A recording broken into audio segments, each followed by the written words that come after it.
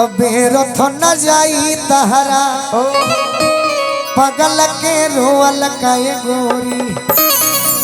अरुआ हमर पोरी नु छाई हो तबे रथ न जाई तहरा पगल के रोअल काए गोरी अरुआ हमर पोरी नु छाई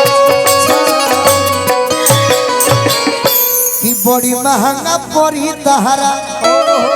एगो लड़की धोखा कइले बिया तो लड़का शराब दे के कहता कि बड़ी महंगा पड़ी तहरा अरे दिलवा तुरा लगाए गोरी बड़ी महंगा पड़ी तहरा होई दिलवा तुरा लगाए गोरी ऐ जाना ना अपछतईबू ससुरावा जाई हो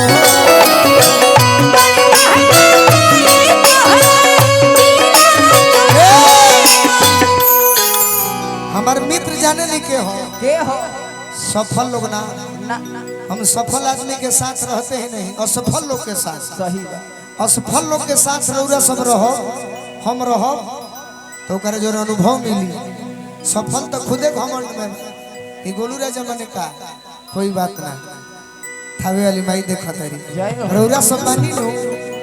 तो हमारा सफल लोग ना चाहिए असफल लोग अनुभव दी हम तो गम ढोइबे करो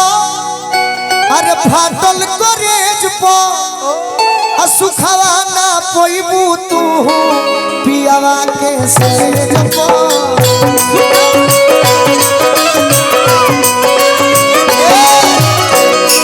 लेकिन हम इतना जरूर कइले बनी कि तू हमरा के नाहियो मनबू तब वो हमारे खातिर मरबू तोरा याद आई सही बा कि सीना से सटल का रात भर अरे ओढ़नी पो सुतल काए गोरी हम जाना तनी कि हम आगे बढ़ जीबू तो भाव काहे खातिर देबू लेकिन याद आई कि पहला फीता गोलुए राजे कटले बेले तो सीना से सटल का तहरा ओढ़नी पो सुतल का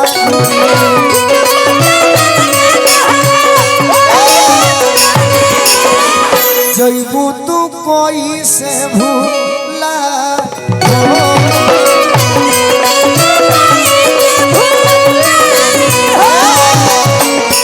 काहे नहीं खू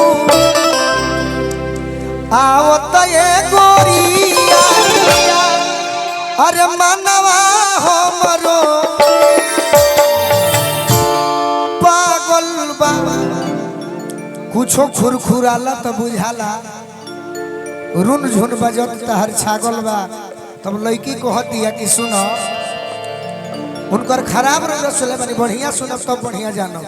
कोई भी आदमी के रौरा खराब सुनले बनी तो करे के खराबे न जानो ना ना बढ़िया सुनी लड़की कहतिया कि कोई से के आइए करे जाऊ अब भैया रे वही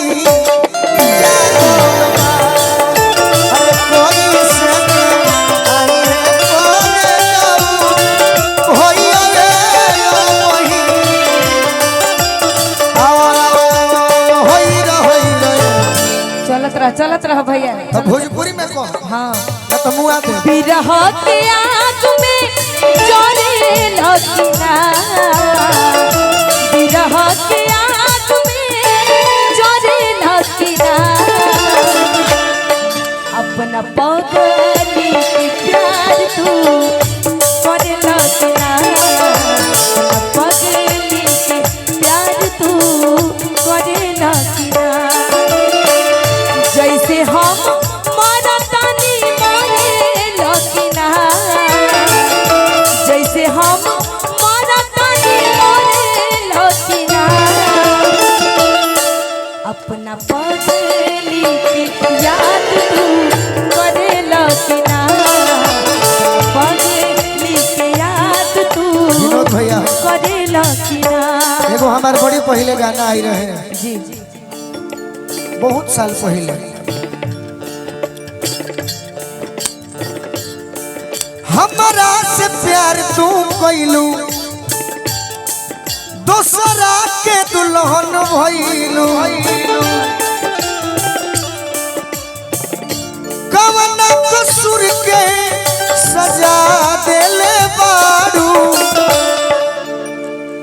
बोलो ना तू हमारा के का दिल बाड़ू जब दिल बाड़ू तगा दिल बाड़ू बोलो ना तू हमारा एगो एगो और हमारे गाना सुन हाँ बोलो एकरा के दिल से समझम तो बुरा ना लगी ना ना नहीं खेला एगो रौरे खानी महिला गायक सोना सिंह हई आरा जिला के बक्सर जिला के जी और एगो हमरा गीत पर बड़ी खराब मनली बा कि उ पूछली ना नु ये गीत के मतलब का भई रौरे गीत गाई ना कि तुम अगर सा हिंदी देने का वादा करो मैं यूं ही मस्त नग में लुटाती रहूं। एकरा पर हम भोजपुरी में हमारे गुरुजी गावस कि पति के मरम कोनो सती जनी है सत भतरी में हरिया का जानी। हाँ अबे बड़ा कहत रही है पति के मरम है सती जनी है होने भी ऐसे कहता नहीं सत भतरी में हरिया अरे का जानी मरदा के मरम हम जाने है मरदा जनी है कौन मौगा ही जड़वा का जानी। रौरा बात बुझाइल हुई हाँ हाँ तेगो रौरे लेखा मेहरारू बोले घरे बिया रौरे लेखा मेहरारू घरे बिया दूगो सखी आके पूछा तारी सखी सखी बताओ बताओ जी तू लोग पूछो कि तुम बताओ कि तोर पियावा तोरा के मानता हम प्यारे ना करेला के से अरे पियावा मानो तो बिया होई तो हद हल्का प्यारे नहीं के मेरे अच्छा मरद के बात होता मरद के हस्बैंड के जब होई तब पियावा कही हाँ तो भविष्य के बात कहते हैं हाँ होई तब तू जरूर कही है कि जब बलमा बेदर्दी अरे बाहराबा तो गुल गुल बिछाना का होई जब बलमा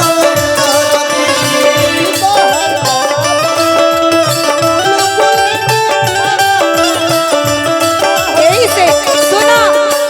जान गई हो जान गई जान गई हो जान गई प्यार नहीं खेली प्यार नहीं खेली हाथ के लकीर में नहीं खतक तीर में जा प्यार नहीं खेली हाथ के लकीर में नहीं खतक तीर में जा जब बलमा बेदर्दी बाहराबा तो गुल गुल बिछाना तू आवेलू खाली झगड़ा करे का माटी के लाल से झगड़ा ना कोई नहीं कहानी की अमावत थी 5 मिनट में इन्हीं पौना घंटा में तो थोड़ा सा बस हो गया कोई बात नहीं भैया ये जीवन है कोमल जी मजाको इजे होई झगड़ो इजे होई लेकिन प्रयास ये करो कि 99.9% प्रेम करो झगड़ा करो वो का फायदा मिला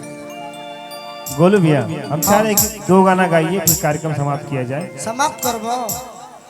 और हमारे विकास भैया बोल रहे हैं कि बस अब ऐसा तो हम मालिके ना देखो अरे अरे ये हमारे भाई हैं मनोज सिंह जी एक गाना विकास सिंह पे गाना गाइएगा गा देंगे हाँ बिल्कुल और 1-2 गाना गा करके कार्यक्रम पूर्वी तो ठीक है 2 गाने का आदेश मिला है ना तो एक इनका एक फरमाइश है और उसके बाद 2 गीत सुनाकर ऐसा कि एक लाइन गई तो गाना में गिनती ना होला वो तो यही तरी बुर्बक बनावल जाला